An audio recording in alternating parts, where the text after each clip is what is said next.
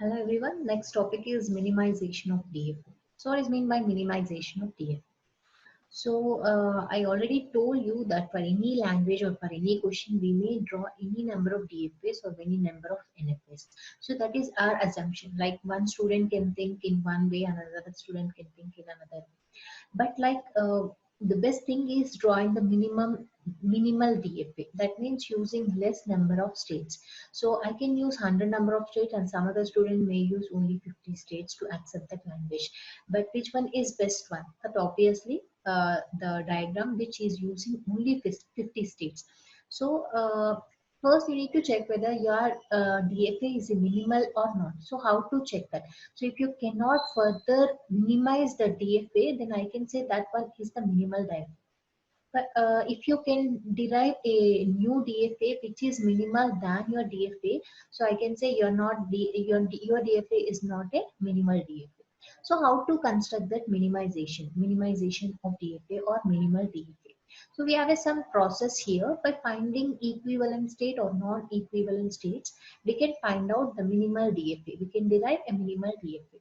So sometimes here we have some lengthy process, but after doing that lengthy process also, we can find a solution that itself is a minimal DFA and we cannot uh, minimize that DFA further.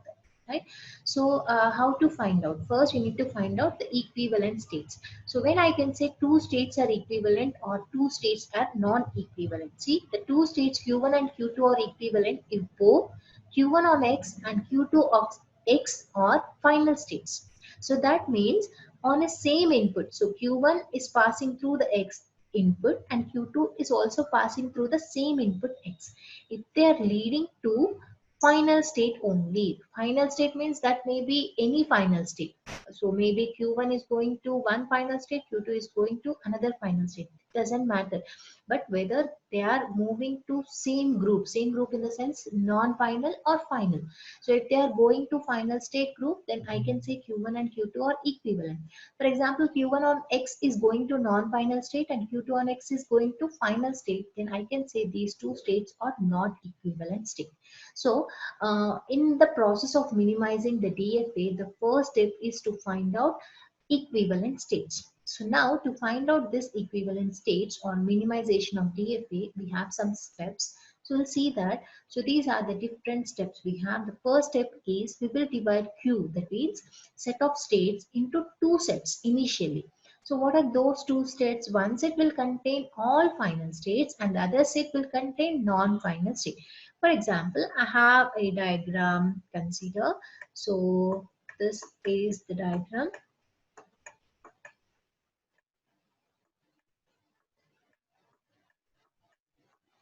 Right. So here we have three states, three non-final states. So consider A, B, and C. These are all comes in the one set, and D is a final state that goes to another set. So like this, you need to divide the given diagram into two set of states. One is non-final and the other one is final state. And next, initialize k is equal to 1. So take a variable k is equal to 1 and see the first state, the first set. So this first set, this is called as, this partition is called as P0. So this partition is called as P0. So next you need to find out the partition P1. So how to find out this partition P1? See, anyhow in this set we have only one set, so we cannot compare that state with any other set.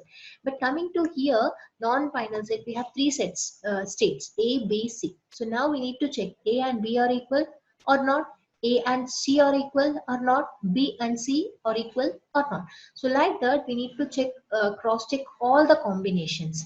So how to check whether equivalent or not? So as we discussed in the previous slide, so just pass same input through all the states whether it is reaching to same group or not. So if we see one example, that will be clear. So that is P1. In the same way, P1 also, at P1 stage also, you will get some sets, equivalent and non-equivalent. So like that, find out P2, then P3, and so on. So you need to repeat this step until you get two sets as equal. That means if you're getting P2 and P3 as equal, then at that P3, you can stop the process. Or else P3 and P4 are equal, then at P4, you can stop the process. So until you get two partitions as equal, then you need to stop this process. So this process will be repeated every time until you get two partitions as equal. Then finally, how many partitions we will get? So those many states will be available in the minimized DFA. Right? So that is our method to find out minimal DFA. So we'll see one example here. So this is the question.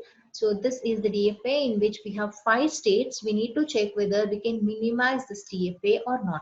So the first step, important step is remove or delete all unreachable states. Unreachable in the sense, as I told you, if you're not if you don't want any input, I can pass that input to the dead state, right?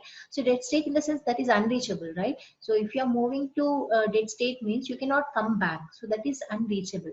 So if you're having any states like that, then you can remove that state in the first step itself before going to the process, right? But here, if you observe, this is arrow mark, like this path, 1, 2, you can reach this final state. From here, this, you can reach to final state. And from here, like again, you can go back, and like this, you can reach to final state. So you need to check whether you are able to reach the final state or not from that state, right? So that means here we don't have any unreachable states, so I'm not removing any states. For this, I'm just drawing a transition table here. So what are the states we have? 5 states: Q0, Q1, Q2, Q3, and Q4. And the inputs are A, B. So Q0 on A, where it is going; Q0 on B, where it is going. Of course, it is a DFA. Obviously, we'll get only one exact destination here. So the first step is equivalent, zero equivalent. That means stage 0, P0, right? So at stage 0, what is the point? We need to sort out the set of states into two partitions. One partition is non-final state and the other partition is final state. So here we have 4 final non-final states, that is Q0, Q1, Q2, Q3, and only one final state, that is Q4. So we are making two partitions here. So this stage, what I'm calling the stage as zero equivalent or P0, zero stage. In the first stage, next stage, what you need to do anyhow, in the final, how many states we have? Only one state. So we cannot compare this against any other state. But coming to non-final, here we have 4 different states. So we need to go with different combinations here, whether Q0 and Q1, Q0 and Q2, Q0 and Q3. Then Q1 and Q2, Q1 and Q3, then Q2 and Q3. So whether all these states are equal or not. So that I need to check here. See, one equivalent. So in this one equivalent, first what I'm checking: Q0, Q1, Q0, Q2, Q0, Q3. Right? First I'm checking all these things. Now, I'm just passing the inputs here. What are the inputs we have? A comma B. So on A, Q0, where it is going, just from transition table, you can copy this. Now, Q0 on A, Q1 on A, where these two things are going, same state, right? I mean Q1. These both are going to Q1, but Q1 is non-final state. So these two things are related to same group. And coming to these two things, Q2 and Q3 also related to non-final only. That means whether these two belongs to same group or not. Why? Because we have two groups here, right? So one is non-final group and the other one is final group. So whether those are belongs to same group or different group, that you need to check here, right? So here these two belongs to same group, these two belongs to same group. So Q0 and Q1 are one equivalent. The same way Q0 and Q2. If you check here, Q1 belongs to same group, Q2 belongs to same group. Then these two are one equivalent. Next, Q0 and Q3. So Q0 and Q3, what we are getting? Q1. So belongs to same group. But Q2, Q4. See here, Q2 belongs to non-final, Q4 belongs to final. That means these two are not equivalent. So Q0, Q3 are not equivalent. And now I'm not checking Q2 and Q1. See why? Because Q0, Q1 equivalent, Q0, Q2 equivalent. That means indirectly Q2 and Q1 are also equivalent, right?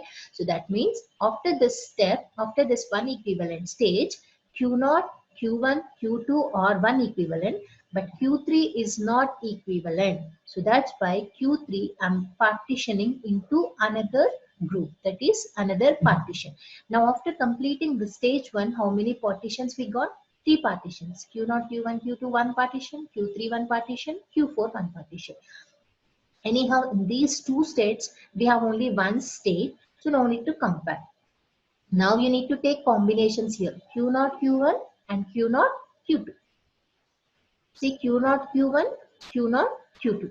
Same thing, same inputs I'm passing A, B. Now you need to check Q1 and Q1 belongs to same group. Q2, Q3 are not same group.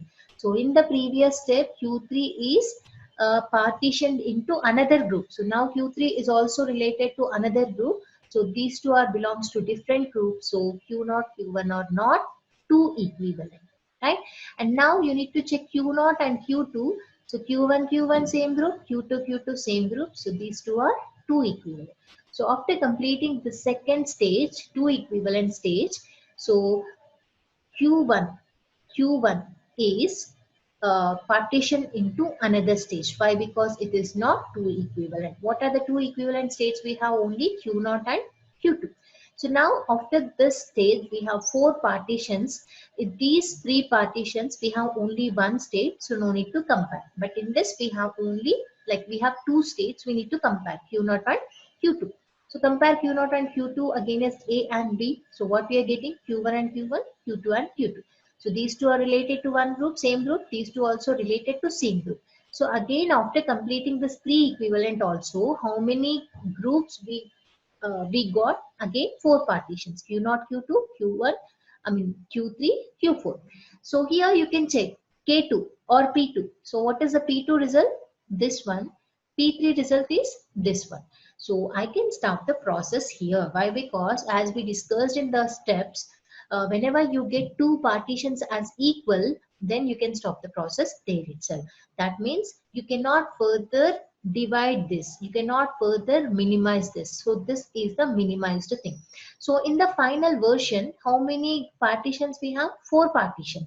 That means how many states you're going to have in your final DFA? Four states. That means this is the final minimized version. In the given diagram, how many states we have? We have five states.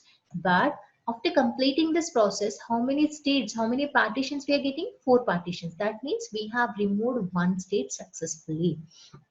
Now for those states, so now you can consider Q2 and Q0 as a single state, and you can draw the remaining diagram. So this is the final DFA we got. So this is the process for minimizing your DFA. So better if you can draw your DFA minimal in the starting itself instead of following this complete process. But we don't know whether a diagram is minimal or not. At least to check that, we need to follow all these processes. Right? So if you want, you can practice these problems. These are all different problems. But remember, the first step is removing unreachable states. See here, if you consider the second diagram, so from this is the initial state, right? So initial state to final state, how you can go? So this is the process. This is okay. But see, from this final state, you have incoming path here from this part.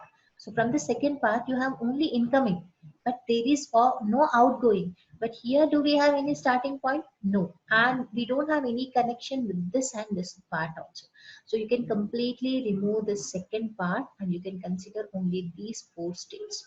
With these four states, you can apply the process and you can minimize the time. Right? So in the first step itself, you can remove around four states here. So that is the first step and you need to follow that partition process. And finally, you will get the minimal D. Thank you.